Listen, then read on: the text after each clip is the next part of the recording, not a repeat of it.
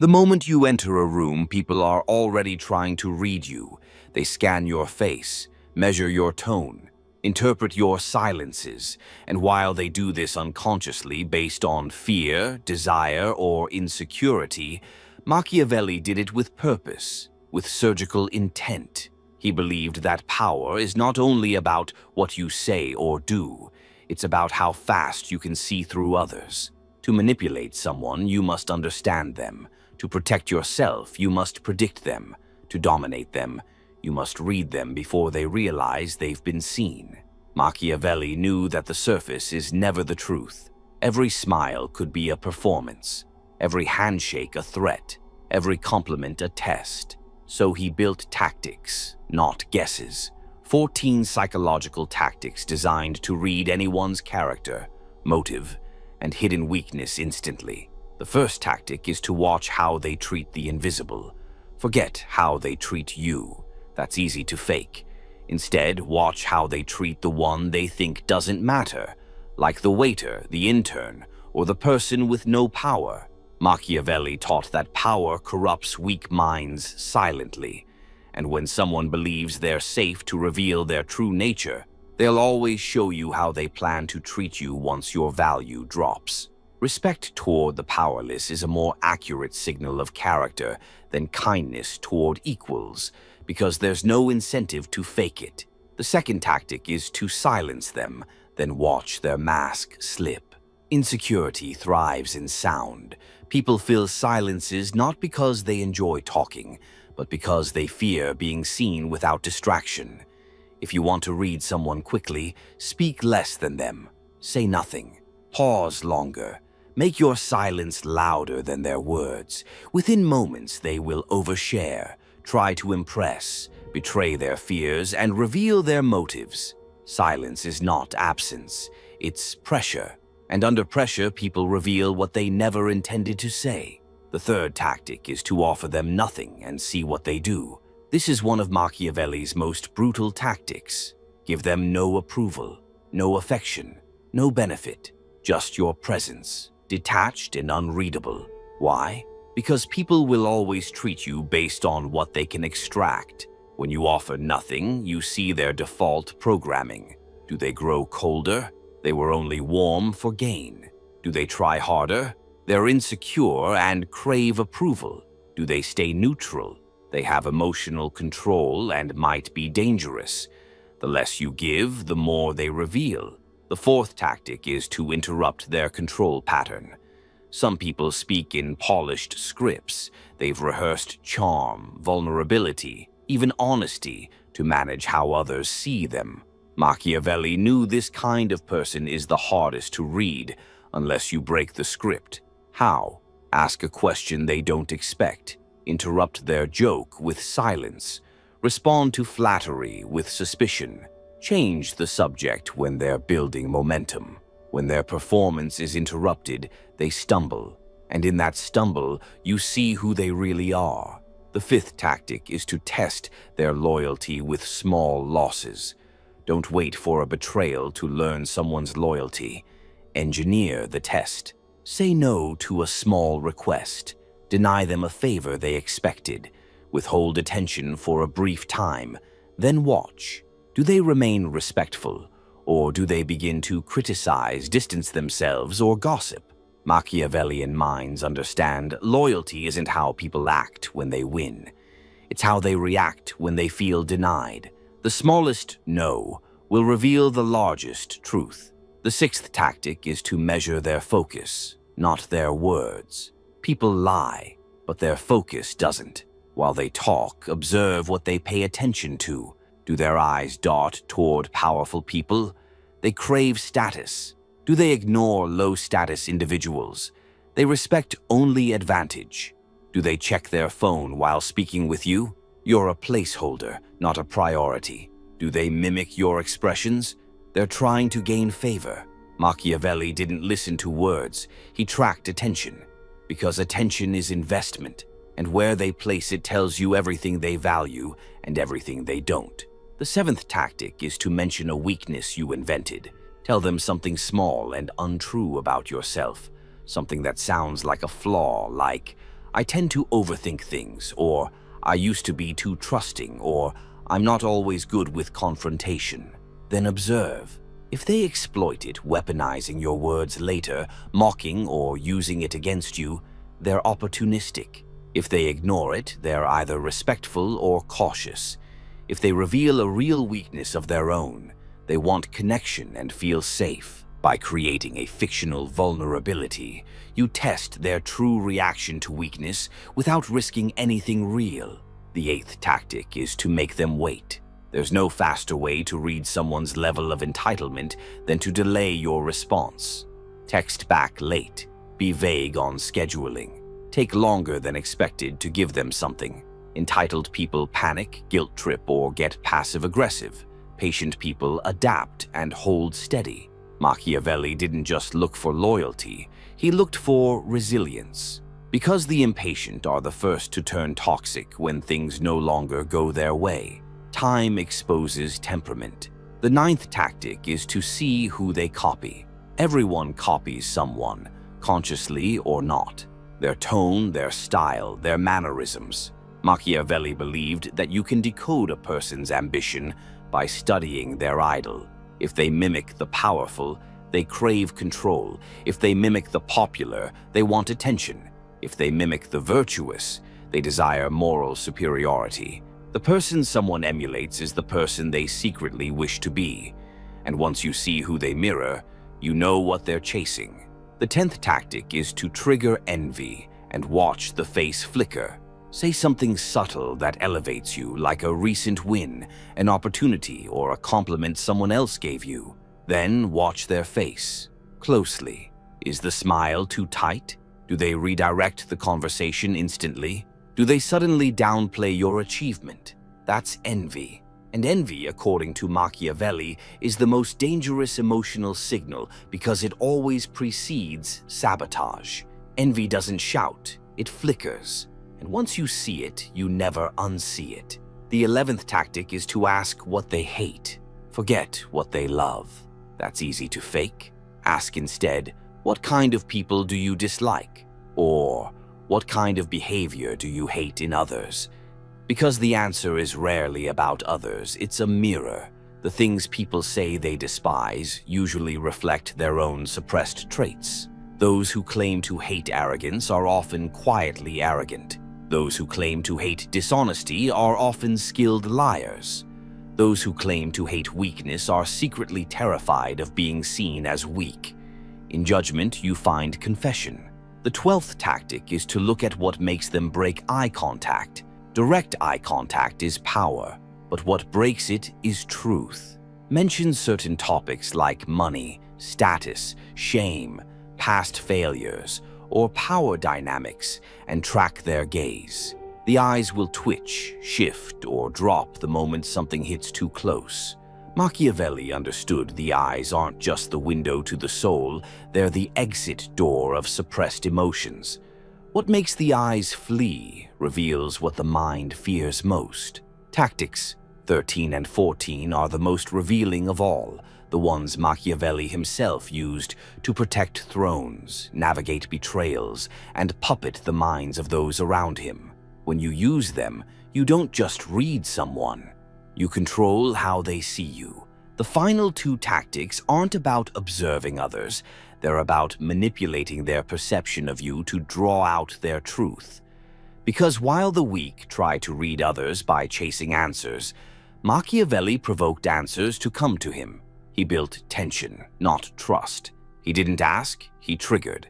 These last tactics are designed to expose a person's true operating system, not by watching, but by setting the scene. The 13th tactic is to become the mirror they can't look away from.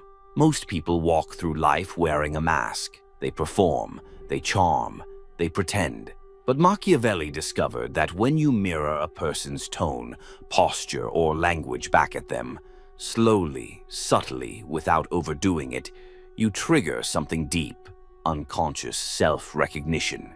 They see themselves in you, and what they do next reveals exactly what they're hiding. For instance, mirror their casual tone. Do they get more intense as if trying to dominate you? Mirror their confidence. Do they pull back? Unsure how to handle it?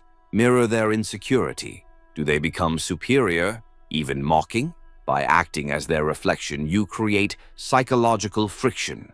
Most will not notice, but their instincts will respond, and that response tells you whether they're authentic, defensive, or manipulative. The more someone shifts when they see their own energy returned, the more they were performing in the first place. The 14th tactic is to disarm them with respect before you strike with observation. The average person expects judgment, so they come armed with excuses, defensive, filtered, guarded. But Machiavelli's genius was to begin with unexpected respect, compliment their intelligence, acknowledge something they've achieved, validate something they said, even if you don't fully believe it. Why? Because when you give someone psychological safety, they lower their guard. And then you ask the real question, the one they're not ready for, the one that bypasses their armor. For example, you might say, "You clearly think through things. What's the biggest fear behind your decisions?" Or, "You seem incredibly self-assured. When did you first learn how to fake that confidence?" Or, "You're clearly good at reading people. How do you know when someone's reading you?" Respect creates the opening, but it's the surgical question afterward that rips the mask clean off. People are more honest when they feel admired, and that's when the real data comes out. Now that you understand how to read people psychologically, the second layer begins, reading them strategically. Machiavelli didn't care about personality traits for their own sake. He studied people like terrain because every weakness, habit, and blind spot could be used, influenced, or guarded against. You can use their weakness as your leverage point. Once you see what someone's hiding, you gain more than understanding. You gain control, not to destroy, not even to manipulate, but to influence silently. If someone fears abandonment, distance becomes your tool. If they crave admiration, subtle disapproval makes them chase your respect. If they rely on control, unpredictability disarms them. And if they are dangerous, if they are hiding a dagger behind a smile, then you already know exactly where to strike or how to make them destroy themselves. This is where psychological reading becomes strategic warfare. Profile them into archetypes, but never say it out loud. Machiavelli didn't label people in conversation. He labeled them in his mind. He didn't say he's a narcissist or she's insecure. He observed, categorized, and acted accordingly without ever revealing the diagnosis. Why? Because labels kill power. People fight against them. But treatment without diagnosis, that slips in undetected. Some quick strategic archetypes include the masked pleaser, who craves approval and can be controlled with praise, but is dangerous when denied it. The silent climber, who appears loyal but watches power vacuums closely. Respect them, but don't trust proximity. The fragile genius, smart but unstable, whose brilliance can be useful but only if emotionally managed. The loud defender, who over-explains, overreacts, and justifies constantly, almost always hiding guilt or deep insecurity. You don't need to tell them what they are. You just need to know how to handle them without ever letting them know you're handling them. Observe how they handle the word no. There is no better litmus test of character than denial. Machiavelli believed a person's strength is not shown in victory, but in restriction. Say no to something they expect, like a favor, a compliment, an opportunity, or a piece of attention. Then step back. If they remain composed, the mind is disciplined. If they lash out subtly or emotionally, they're ruled by ego.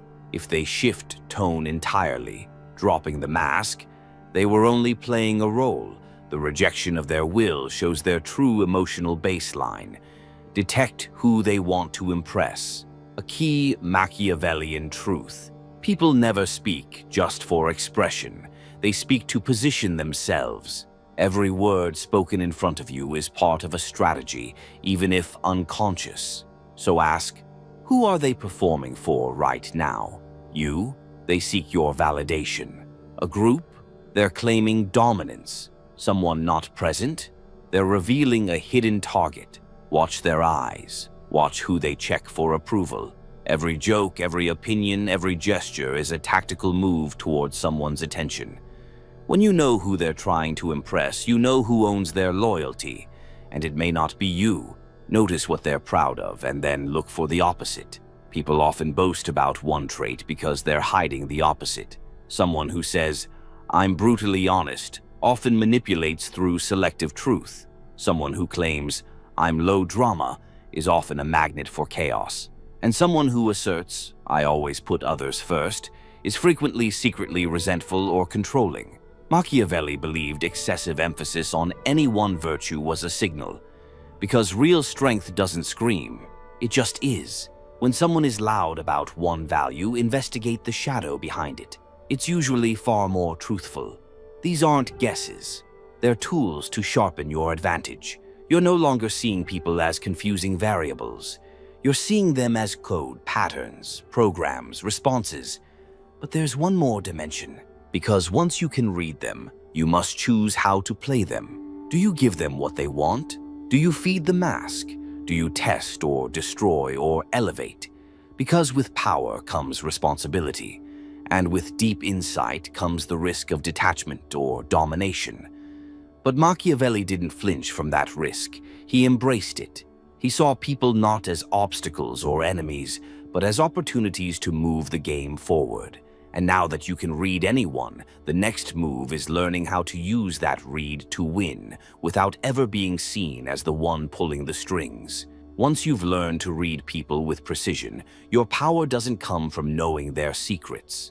It comes from knowing what to do with those secrets without them ever realizing they've been exposed. This is the moment Machiavellian intelligence shifts from perception to influence. You're no longer just watching, you're steering, and they're following your cues without even knowing it. Most people try to influence through persuasion, through logic, through sincerity. But Machiavelli had no interest in being understood. He was interested in being obeyed, subtly, silently, consistently. And the first rule of influencing someone who doesn't know they're being influenced is to make them believe they're acting on their own terms. First, mirror their desire, then redirect it. Once you've read what someone wants, status, attention, security, you don't confront it. You reflect it back to them. The ambitious, complement their drive. The insecure, validate their effort. The dominant, acknowledge their control. This lowers their guard. They feel seen, understood. And once they're disarmed, you redirect. You link their desire to your objective. For example, if they want recognition, imply they'll earn more of it by aligning with your vision. If they want influence, show how following your plan gives them more visibility. You don't fight their desire, you hijack it. And once they follow your path, they think it was their idea. Second, use strategic vulnerability to make them talk. People love to talk about themselves, especially when they feel they're helping you. Machiavelli used this truth like a scalpel.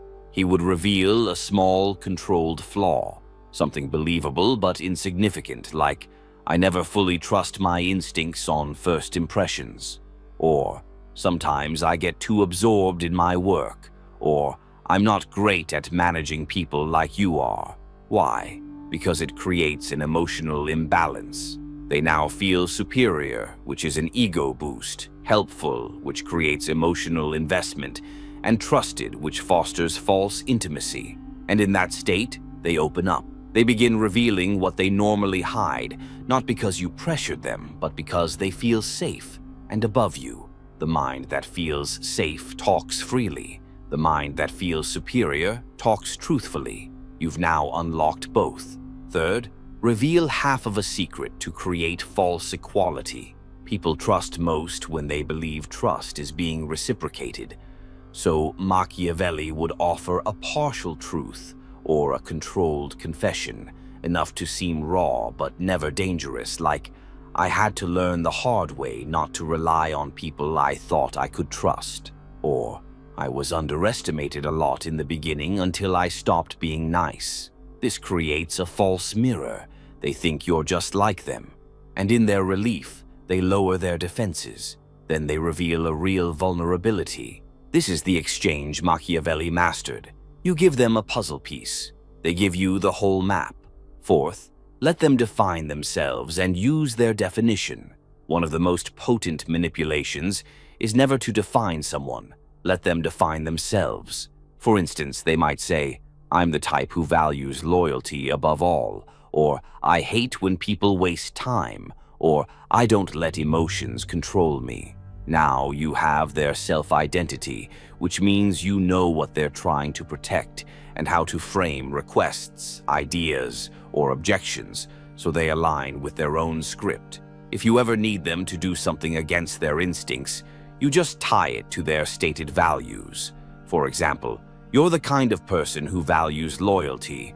I trust you'll handle this." Or, "I know you don't tolerate inefficiency. Here's the shortcut we need." You're not persuading. You're reaffirming their identity while steering it in your favor. And they won't resist because they believe they're being true to themselves.